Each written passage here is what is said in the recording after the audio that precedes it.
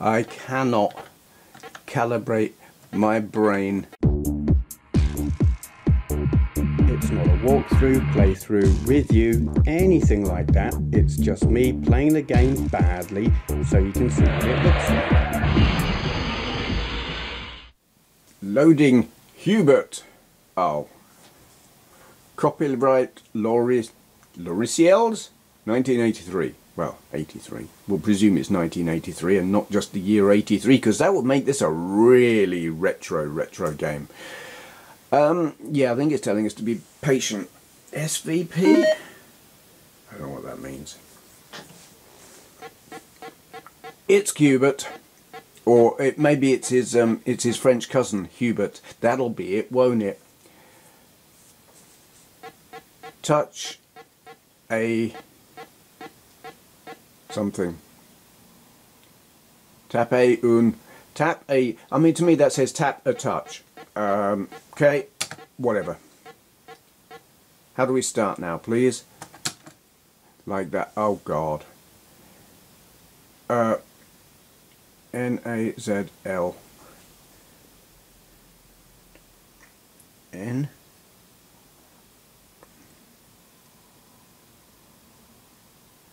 A-Z-L. Okay. Okay. We'll go with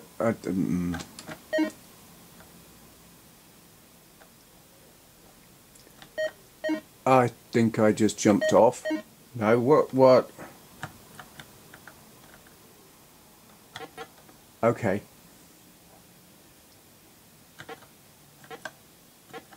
Oh God.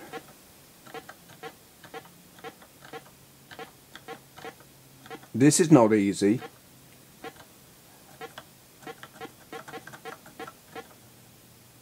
Arse jumps off. Yeah. I don't know what that's saying, but we'll go with O. Does that mean another go? Oh, it was what's my name? Oh God. These keys make no sense. Ah, go away. Go. No. Balls. Bugger.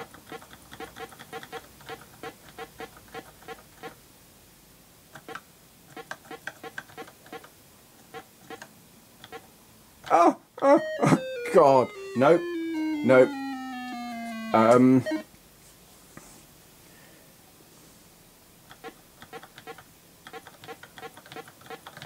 I cannot calibrate my brain to do these controls.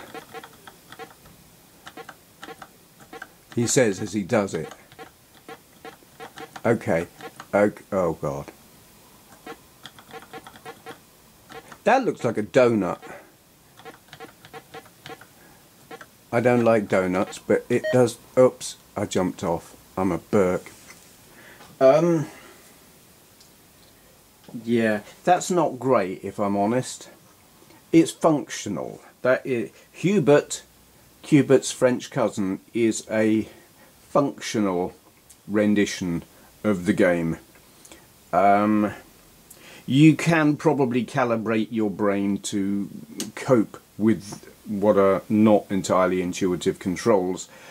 I think part of what's bugging me with that is the movement of Hu Bert. There's no animation to it. It's just like he's here and then he's there. He doesn't jump, he teleports. And that's not how Hu Bert works. And everything on it, there is no there's no frame rate. That's what it is. There is no movement. Everything just seems to teleport from one spot to another, and that's not really great. And that's not how Hu Bert works. But you know, it's functional. You can play the game. If it was 1983 and your only gaming device was an Oric Atmos and the only game you'd got was Hu Bert, you could probably have some fun with it. Yeah, but given an immense library of video games, I ain't going to be coming back to this one. No. Okay, thank you for watching. Hello, today's question for Q&A is from RODGY Retrogamer. Link to their channel down there. They ask, for Q&A, what would you suggest to improve the state of gaming, be it in the console, games, or whole form of media in general, and the fact we are on that downward spiral into Netflix download-only gaming in the near future? Happy with a diskless, manual-less future? I'm not. It's a really good question, and the short answer is I don't know. Because the gaming industry is pushed by business, and the nature of business is to maximise your income with the minimum of expenditure and effort. And using unfair tactics is considered completely fair. So it's the thing is, we're not even heading towards it's not just the diskless nature of it, it is the complete lack of ownership of the game that really bothers me. It used to be, as you know, you'd go into the shop, you'd buy your disc or your tape or your cartridge or whatever it was on, and you took it home and it was yours. And you could play it until your console broke or your cartridge broke or you wore the tape out or you decided you wanted to sell it. Now you can play your game until that developer or console manufacturer decides we're not going to support this anymore, and they'll take away the online features that you need to log into to play your game, even if it's not an online game. That is a thing on a lot of stuff, be it Steam games or online, like Gran Turismo Sport. You can't play that unless you're online. Doesn't matter if you're not. Well, you can play a very limited version of the arcade mode, couple of tracks. You can't progress through the game. And there's a lot of that. You've got to be online. You've got to be tied into their service. But I don't know if they're doing it yet. But certainly, software, Photoshop, and Lightroom are the best examples I can think of this. You can't buy them anymore. It's now software as a service. And it doesn't... You might be able to download the software onto your computer, but unless you're paying a monthly subscription, you can't use it. It stops working. And I see games going that way. I'm pretty sure there are some that are like that already. Can't think of any off the top of my head. But then of course you've got your streaming services. I mean, Netflix isn't really an example of diskless, digital. Like it's not like you download it and you owned it. It's literally streamed, and gaming is gonna. They've been trying to push it that way for a while. Technically, while it's viable to a degree, it's not great and not ideal. Lag is a factor, latency, all of that, video quality. But this is what they're pushing for: either game as a service where you've got to pay a monthly subscription, or streamed content. I hate all of this, but there's more. There is a tendency now with games that you can buy on a disc or download and own for as long as you can log into whatever network. A creeping commercialism within the games. Now, I'm not really talking about DLC, though that is certainly a factor, and microtransactions, hate all of that. I see this thing in what I would consider to be proper games. I mean, that's a controversial thing in itself, because a game is a game is a game. But I've seen games that I consider proper, serious console games, where there are features Inventory. Tons and tons and tons and tons of inventory. Like a different sword, this sword, or this sword, or this sword, and you've got like a massive inventory. It's that Pokemon thing, gotta catch them all. Well, you've got to have every bloody sword, and there's 200 of them. And I don't understand. That kind of thing, I see it, and it makes me think of old Facebook games by King, is it? And there were others. Other companies like that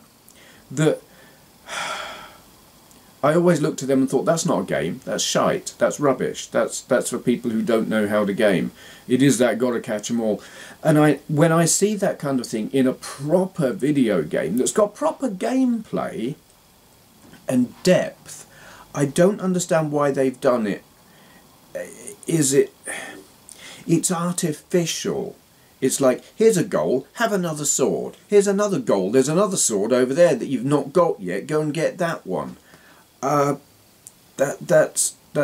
It's lazy. And where's the appeal? They might have slightly different abilities, like this one's got slightly, it makes different sparks and they affect a different aspect of your enemy's health or magic or stamina, and there's some marginal differences. It's like, what the hell? Give me a big mace so I can bash them on the head and that's good enough. I don't need 500 of the things.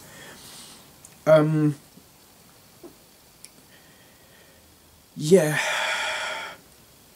The answer, honestly, the solution to all of this is just gamers need to get more fussy. But the problem is new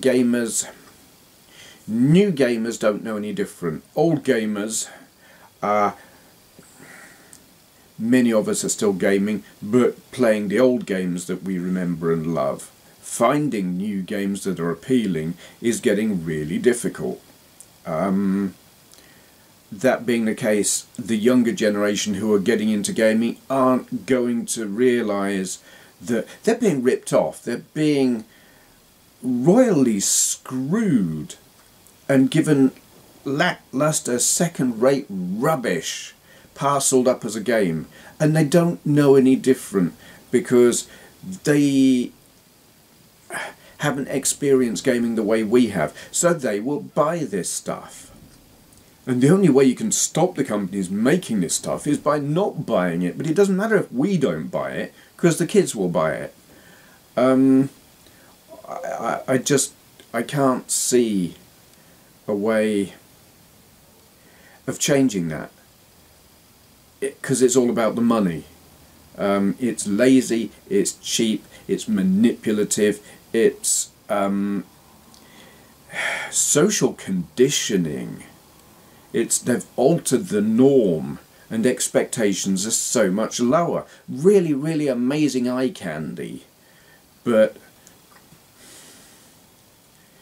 there are so many strings attached, so restrictive in terms of, like, you don't own it. They can cut you off anytime they like. You know, say, this isn't making us enough money now, so we're going to switch it off. You can't play anymore. Sorry about that. We've got your money. We don't care. I don't know. I don't like it. It forces you to consume. And that, sorry, I'm going to be political now. It is the extreme, or the natural direction of capitalism. Force the user to consume. Give them a load of crap they don't want, convince them they really want it, charge them for it, keep charging them for it, take all of their money. As soon as they slow down their consuming, cut them off, give them something new. They didn't want it, they wanted the old thing. They like that, but you can't have that anymore. Here's this new thing. Start over, rinse and repeat. Capitalism. I have no solution. It will take a change in the way societies operate, and I don't see that happening. Well, Not without a catastrophe, and by then people won't be gaming. Yeah, the 200 clubs that you've got, well, you'll need some of them just for clubbing your neighbour over the head so you can fight them for the last bottle of water or something.